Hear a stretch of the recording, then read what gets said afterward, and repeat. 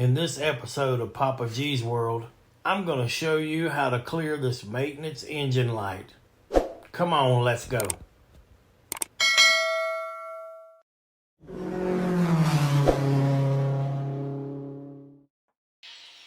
This is my daughter's 2016 Acura RDX. I just changed the oil, and now I'm going to show you how to clear the maintenance engine light.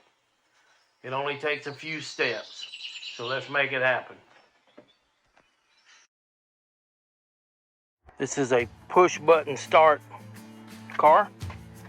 So you want your key fob in your pocket or somewhere on you. You get in the car.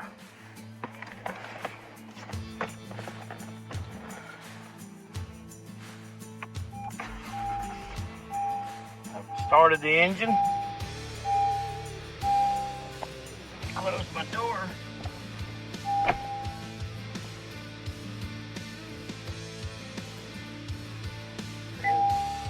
We got low fuel as well as a maintenance past due light. So what you want to do, go down here to these buttons,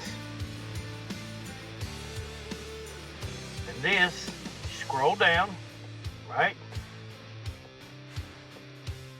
And this just allows you to scroll through all the different settings.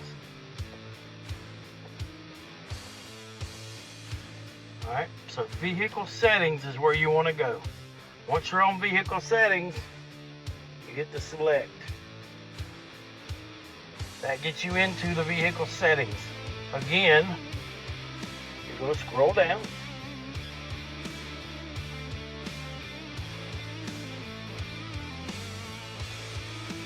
To maintenance info.